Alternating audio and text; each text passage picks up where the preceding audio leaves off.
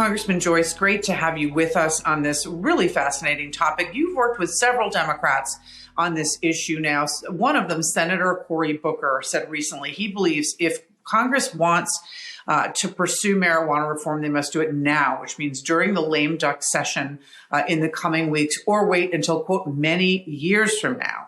Do you think he's right? Is there a chance that something could pass before the end of this session? Well, I think the good part is that the Senate majority remained intact, which gave them more runway toward the end of the year. Obviously, there's going to be a change come January 3rd. They would have had other things on their menu versus cannabis. But I know that there's been a lot of hard work put in by Senator Schumer and the likes of Senator Booker, Senator Daines, obviously, and others to try to put together something that would pass through in the lame duck. And I hope that they continue to stay consistent to what I've been told today. And how much does change in control of the House with Republicans and the majority make it more difficult to advance the case for legalization at the federal level? Well, I think that hopefully some of these things will get accomplished at the end of this term. And so then what we'll be left to in the next term would be figuring out, sort of sanding off the rough edges, if you will. If there's things as in the implementation of any of these type of things, it'll be interesting to see what finally makes it through the Senate and what doesn't. And then we'll have to review that and create packages, if you will, that would, or targeted bills that will fix the problems that might be brought up or might be unforeseen with some of the things that gets passed at the end of this year. And in your state, you're a former prosecutor from Ohio. In your state, cannabis use is legal for medical reasons, but not for recreational use. How did you come to be interested in this issue and become an advocate for this? Well, for my time as a prosecutor, I didn't see necessarily the cannabis activity being something that was considered cartel-like. I realized that, unfortunately, the way money was coming from the feds to the state and then the states to local authorities was through grants. Grants require stats. The stats were going out and picking up four knuckleheads who were behind the bar. It was pretty easy to do. Sit in the parking lot, they come out, you see the car light go on, give it about 2 minutes, and then you got a forfeit, right? No. And so I just kept telling cops, I realized what they were doing. We're not taking those cases anymore. Just ask them where they got it, take whatever they've got, dump it, and just say, look, where'd you get it? And then start working on the dealers, so people where they were getting it from. When we heard the same name consistently, then start to invest our time and energy in going after the people who were actually purveyors of the, and usually they weren't just on cannabis, there was other things that they were selling too. And it took a while, but finally the law enforcement folks understood where I was going with this, and they started to get into some major seizures of cocaine, at that time, cocaine was the big thing, or crystal meth. Unfortunately, that turned into opioids and fentanyl as time went on. But so when I got here, that was sort of the background on when I got to the Congress. And I was in an appropriations hearing, and Congressman Sam Farr from out in, at that time, he was in Monterey, California, was making the argument where in California, where it's medically illegal, the local VA hospitals could not prescribe it to the people vets who suffer from PTSD. And he made a great argument. And I thought, hell, if it helps these people, then who are we to say no, right? Doctors are willing to sit down and prescribe it to their people. California lets the prescription. And I was the only Republican who voted yes. Within 30 minutes upon returning to my office, I got a call from then Speaker Boehner asking me what the hell I was doing. Summoned me to his office and asked me what the hell I was doing. And I explained to him, first and foremost, I believe it's a states' rights issue. And secondly, I went through the same analogy. Who the hell are we to be telling these people, if it helps them, God bless them. These people put their life on the line for our country. If it helps them, well, they should get it. And he said, don't do it again. And I said, well, okay. So, a funny little aside quickly is that when John finally got into the industry, I guess, at some point after he retired, I texted him that, by the way, I believe that if you need any help, congratulations. If you need any help getting up to speed, be glad to bring you up to speed. And he said, thank you. And I said, and I still believe it's a states' rights issue. And he called me, he said, and I still believe you're a shithead, which was his normal term of endearment to me. So it's amazing how far we've come, I guess, and to be truthful, in DC, although it's been a decade that I've been here now, this is one thing that's moved at jet-like speed compared to the glacial pace at which this place operates. I was going to ask you about Brother Boehner. You obviously are responsible for converting him, and that's a wonderful story. What is, just to expand on that, you said it's a states' rights issue. What is the conservative or Republican argument for legalizing cannabis at the federal level? Well, if you believe in the Constitution, you believe in states' rights, then this is a perfect example of how states have exercised their rights, and the federal government should get the hell out of their way. All we're doing is creating a position now that is untenable with, what are we up to now, 47 states or territories where in some way, shape, or form it's legal, and we still don't allow access to bank, even though these are legal corporations working under the regulations and statutory framework that have been set up by each state. And yet they can't have a bank account, that they can't use banking system in order to facilitate the business that they're transacting every day, that they can't use the tax code. I mean, it's insane, and it's only got progressively worse as the industry has increased in size throughout the country. So I think it's very important that we continue to let the laboratories of the states be the expansion of this, and either step in front of it and put together a framework like my Prepare Act that says bring all the parties to the table and develop a system that works and create the same type of network that you have available for the alcohol industry. And it's not reinventing the wheel, but create the same type of regulatory framework that allows it to operate in all 50 states if the state sees fit.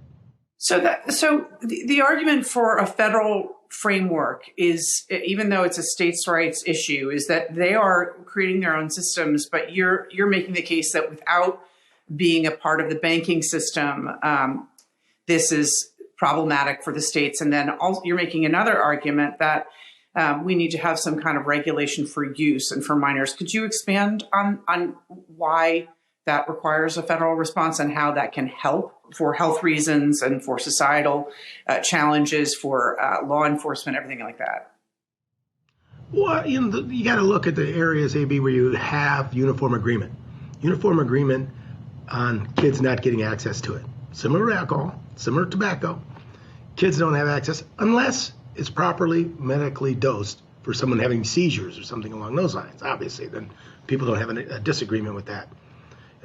One of the things, as it becomes legal in every state, people are under the influence potentially when they're operating a vehicle. How do police know that? How do you test for that?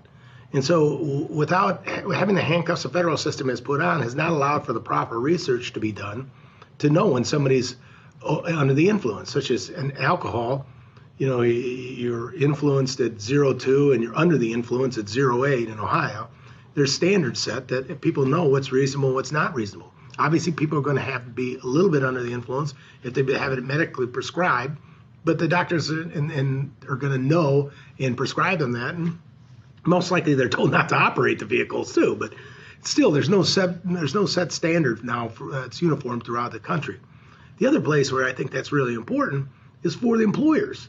More and more employers are just waiving it now because they realize the amount of folks that they're going to have to fire when they have a hard time finding employees who might imbibe on a Friday and show up Monday morning.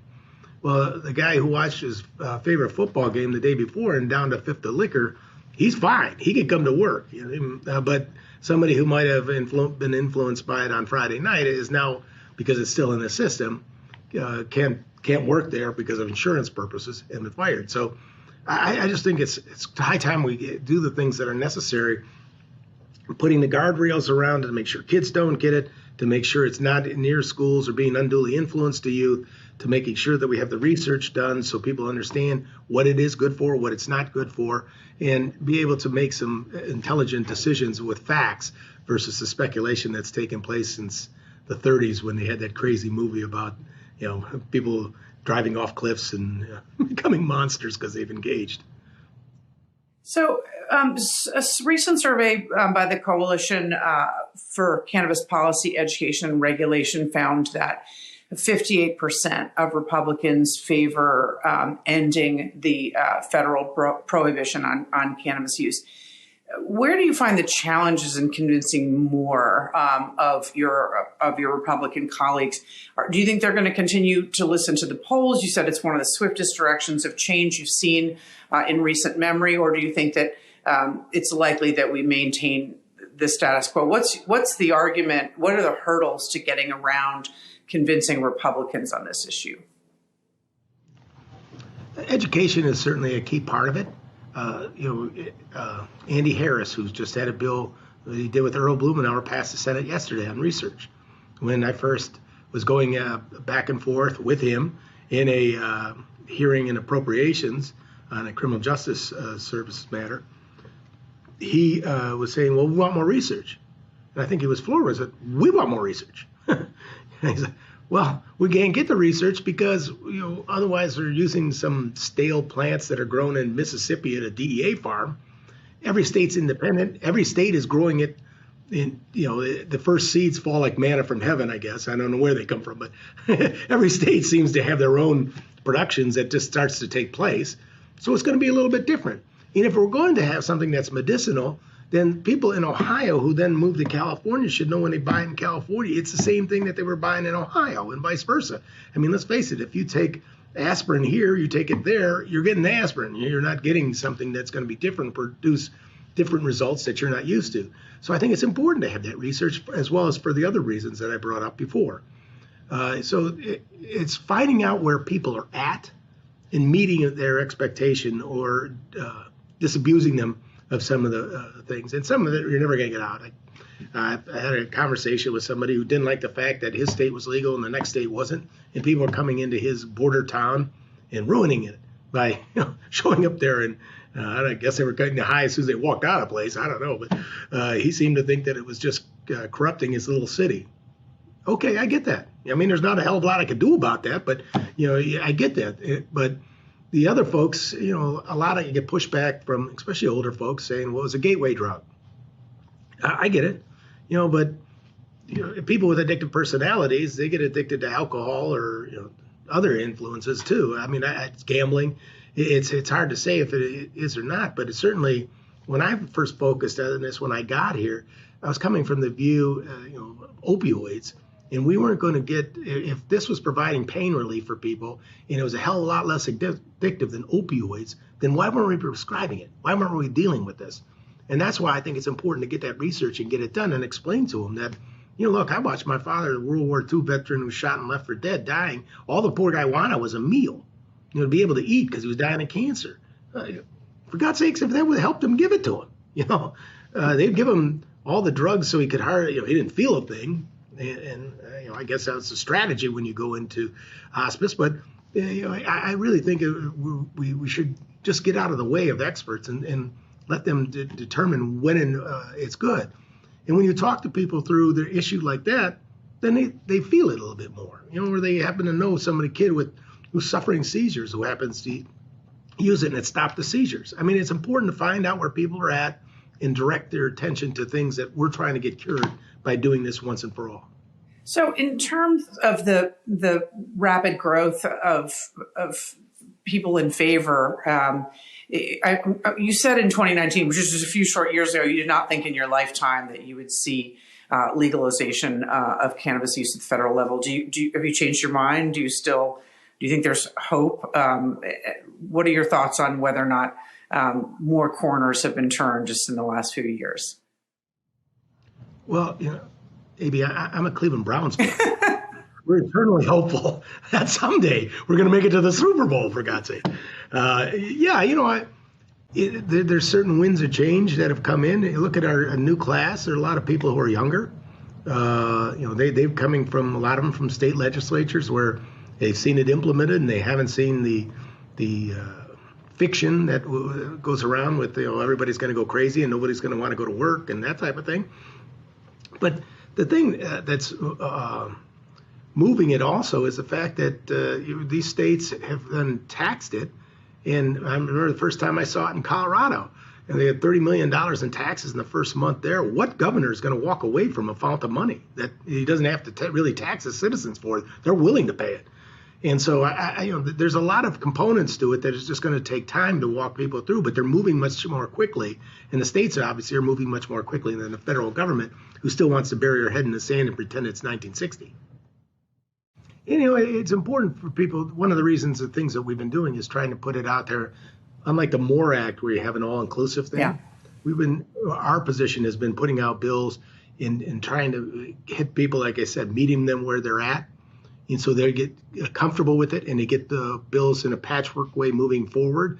And you can see that taking place now. And what Senator Schumer's trying to do is put together the pieces and parts that he can get a willing coalition. Because the MORE Act passed the House with great fanfare. Where'd it go? Nowhere. So the idea was, all right, let's get something that's not only going to get through the House, but get through the Senate and get to the president's desk for signature. And when you realize that, then President Biden, he's in that zone where, obviously, unfortunately, drugs have affected his family. Yeah. So he's not coming to this as a willing participant necessarily. He's coming to it because he's been told, and he's advocated that he would do such a thing if it was to him. But I got to admit, it's, probably number 100 if he had a top 100 list of things he wants to get accomplished in his presidency. Congressman Joyce, thank you so much for joining us today. It was a terrific discussion, and we really appreciate your participation.